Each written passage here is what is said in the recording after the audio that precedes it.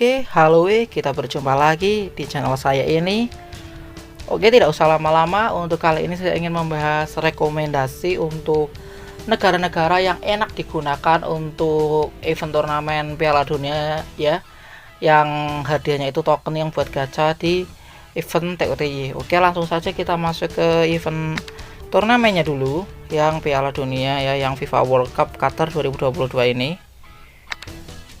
Ini itu hadiahnya lumayan ya, karena apa, kalau yang level paling tinggi itu ya, maaf kepencet salah, itu di mana itu entah tadi, cari yang legendaris saja langsung, karena di sini itu hadiahnya itu cukup banyak. Kita dapat token TOTY sebanyak 56 di level yang legendaris, itu bisa buat sekali gacha di apa event TOTY itu masih sisa 16, karena sekali gacanya itu butuh 40 token. Oke, sini saya ingin merekomendasikan negara mana yang paling enak digunakan untuk memenangkan Piala Dunia ya. Sini saya akan memberikan 3 negara saja. Ini berdasarkan dengan negara yang pernah saya pakai. Saya pernah memakai cukup banyak negara. Qatar bahkan saya pernah pakai. Inggris, nah Qatar, Inggris, Argentina, Iran pernah, Argentina pernah, terus Saudi pernah, Saudi Arabia, Prancis pernah. Oke, di sini lalu Jepang pernah, Maroko pernah, Brasil pernah, Portugal pernah. Ini ada beberapa yang pernah saya gunakan ya, Korea bahkan pernah. Bahkan untuk negara yang tidak masuk Piala Dunia kemarin juga pernah saya gunakan, itu ada Norwegia dan satu lagi itu mana saya lupa. Oh, yang ini yang bintang 3 ini, Iceland. Bukan Finlandia ya, Finlandia. Maaf tadi salah. Pernah saya pakai Finlandia ya, kalau tidak salah itu ada Puki ya, strikernya itu, lupa soalnya udah lama itu saya gunakan ketika pertama kali main, coba-coba dulu aja, sok jago lah pertama biasa. Tapi levelnya itu dulu saya pakai itu nggak di level yang apa legendaris, karena waktu itu emang belum berani, saya pakainya di level profesional dulu, itu bukan kelas dunia juga tapi profesional. Jadi setidaknya saya sudah tahu, udah pernah memakainya. Oke, kita mulai saja dari yang urutan ketiga yang paling enak dipakai menurut saya ya, ini ya, menurut saya pribadi. Oke, yang nomor 3 itu timnas Prancis. Oke, ini dia, kita lihat dulu formasinya. Di sini timnas Prancis ya. Oke, formasi awalnya itu seperti ini. Di sini banyak pemain yang 90 plus ya, 90 lebih. Di sini yang paling besar itu Kylian Mbappe dan Karim Benzema, di mana Mbappe memiliki overall 99 dan Benzema 96 ya. Kipernya juga cukup bagus, 92 overallnya. Di sini itu ada jumlahnya 35 pemain.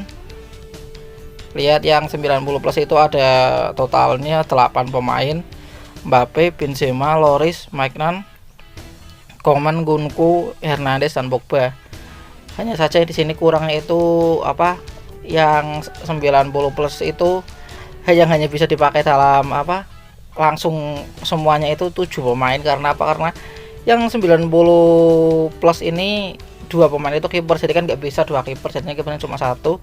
Jadi jika menggunakan Prancis kalian bisa maksimalnya 7 pemain 90 plus. Oke, ini cukup banyak pemain, cukup bagus. Yang 89 juga banyak, ada Yedder, Griezmann, Theo, terus Konde, Varane gitu. Ini pemain-pemain, bukan Theo ya, ini Lukas, maaf salah, yang Theo itu malah 90. Ini Lukas Hernandez ya, pemainnya Munchen ya, kalau Theo kan Milan ya. Oke, di sini formasinya itu yang paling enak. Ini yang saya gunakan ya, kalau yang paling enak menurut saya ya apa? 4-3-3 sebenarnya, cuma karena saya dulu ini formasi yang dulu saya pakai, karena dulu itu saya kurang apa bisa bertahan, jadi saya cari yang backnya banyak. Ini kan kalau gini kan posisinya seperti backnya itu seperti 5 ya, karena karena Theo dan Comannya pasti juga ikut turun gitu loh, walaupun di atas kertas backnya 3 gitu loh. Yang paling saya suka yang 4-3-3, dimana Mbappe di kiri ya, depannya itu Benzema, kanannya itu bebas, mau Coman bisa, mau siapa lagi tadi yang ada di sini. Nah, saya lebih suka Dembele, ini RW Dembele, saya lebih suka Dembele daripada Coman ya. Tapi kalau mau Coman ya nggak apa-apa, saya lebih suka Dembele. Tapi Oke, untuk gelandang serangnya salah satu yang saya inginkan ya siapa lagi kalau bukan Griezmann ya. Nah ini bisa enak buat placing ya. Kalau di Argentina kan itu ada Messi, kalau di sini kita bisa pakai Griezmann ya. Griezmann ini bagus juga. Lalu buat dua gelandangnya itu, yang satu itu Pogba, itu bagus ya. Satunya lagi itu saya sebenarnya lebih suka Nkunku ya. Ini Nkunku 91, walaupun posisinya bukan CM, CAM, tapi tidak apa-apa karena memang di event ini itu busnya nggak ada ya, bus plus berapanya untuk posisi ya. Jadi menurut saya aman Pak kalau Nkunku mau ditaruh di center midfield ya. Jadi Nkunku sama Pogba. Oke, lalu di back kiri kan 4-3-3 kan. Bentar saya ubah sekalian ya. Di sini saya suka yang ini 4-3-3 menyerang ya. Ini gini, di sini Griezmann, Pogba-nya di sini. Di sini aja nih nggak apa-apa, sama aja. Sininya itu saya lebih suka dari mana Nkunku. Ini Nkunku. Bintangnya 5, jadi buat gocek kan enak, cari yang bintang 4 sampai 5 ya. Buat juga pasti bintangnya besar. Oh, ini Benzema-nya ngapain di sini? Nah, ini gini. RW-nya itu tadi saya itu Dembele ya. Nah, ini Dembele.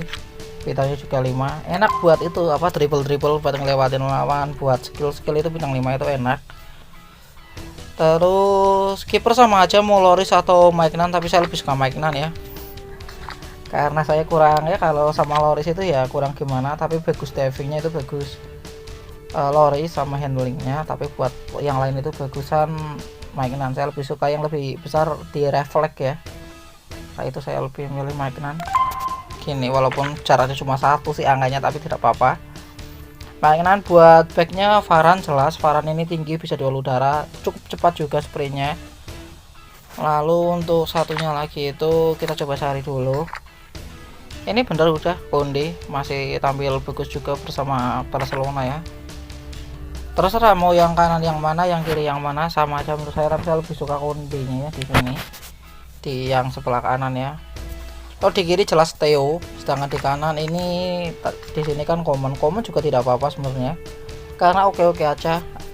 Saya akan memilih antara Coman ataupun Lucas, dua pemain ini. Tapi di sini saya lebih suka Coman, kenapa? Karena bintangnya 5. Jadi karena back sayap itu nantinya pasti maju mundur, jadi saya lebih suka pemain yang bisa buat skill enak. Coman ditaruh di RB nggak apa-apa, karena di sini posisinya RM, jadi di RB juga nggak terlalu menurun gitu loh. Ini juga Theo sayangnya itu bintangnya cuma 3, tapi tidak apa-apa daripada yang bintang 2, masih lebih bagus. Oke, jadi begini formasinya untuk Prancis menurut saya yang paling enak ini menurut saya ya.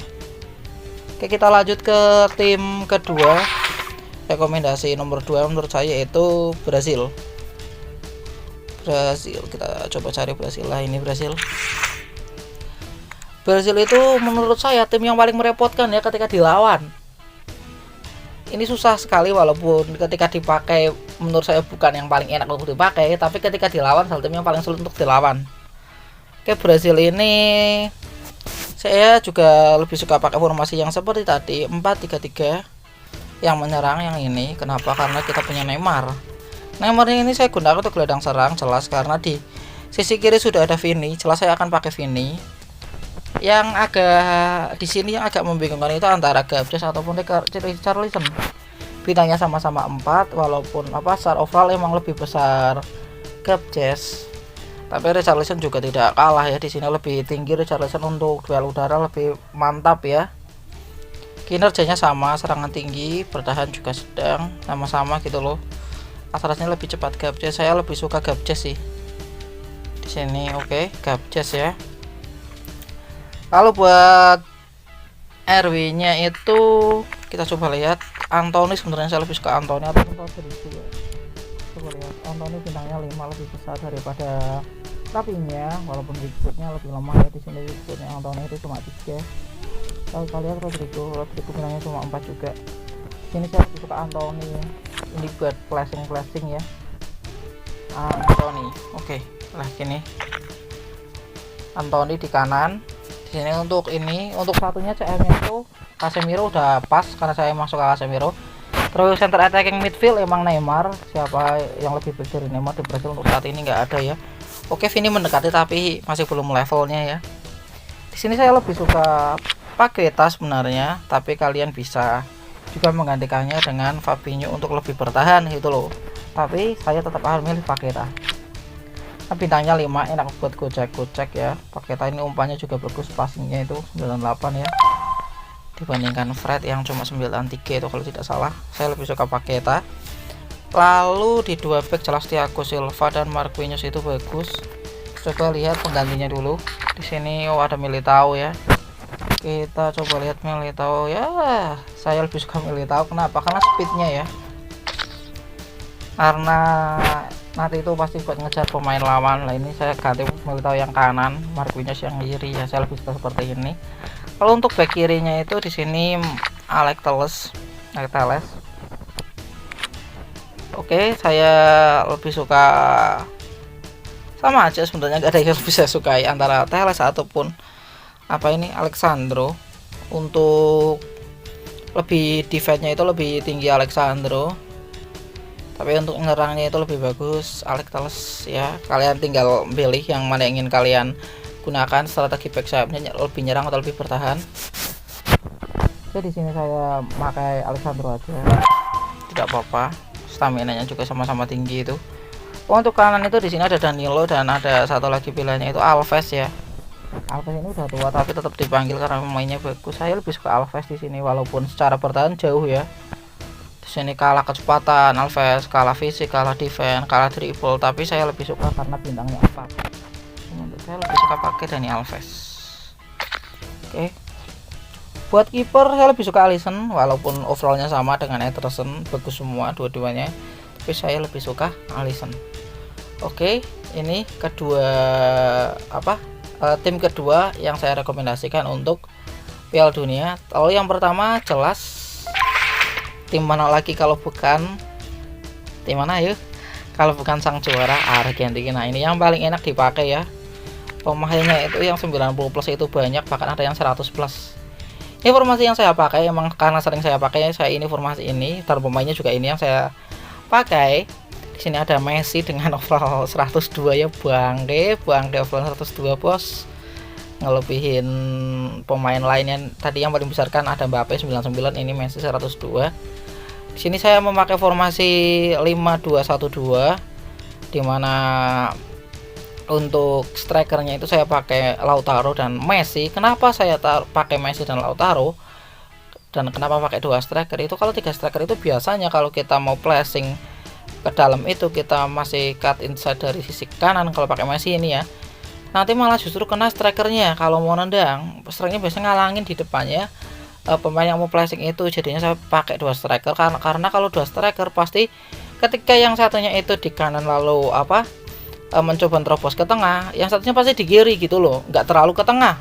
Oke lah, dia masih ada di posisi yang tengah tapi nggak terlalu ke tengah, jadi tidak akan menutup jalur tembakan dari pemain yang flashing gitu loh. Itulah kenapa saya pakai formasi ini untuk Argentina, karena saya lebih suka flashing dengan pemain-pemain Argentina. Kan ini banyak sekali yang bisa flashing ya. Lautaro sendiri bisa, ada Messi, Dybala, terus Papu Gomez itu bisa semuanya buat flashing. Bahkan saya pakai De Paul juga enak buat flashing. Di sini backnya juga garang-garang ya, ada Lisandro, terus Otamendi, Romero, back tengahnya itu, terus back sayapnya jelas Acuna di kiri ya, walaupun kalau di klub dia biasa aja, tapi kalau di negara tampil luar biasa pasti dia. Di kanan saya pilih Tagliafico ya. Ini terus untuk cadangannya ini juga tidak kalah menarik untuk Argentina, karena di sana ada pemainnya 90 plus juga, Di Maria jelas. Di Maria ini biasanya saya masukkan ketika babak kedua itu menit sekitar 60-70 biasanya, tapi nggak selalu ya, karena kemarin saya record itu, yang saya record kalau saya upload itu emang nggak saya masukkan, sebenarnya lupa, tapi biasanya saya masukkan untuk gantiin Dybala karena stamina Dybala nggak kuat kalau disuruh main full ya, karena posisinya center attacking midfield itu lelah gitu loh.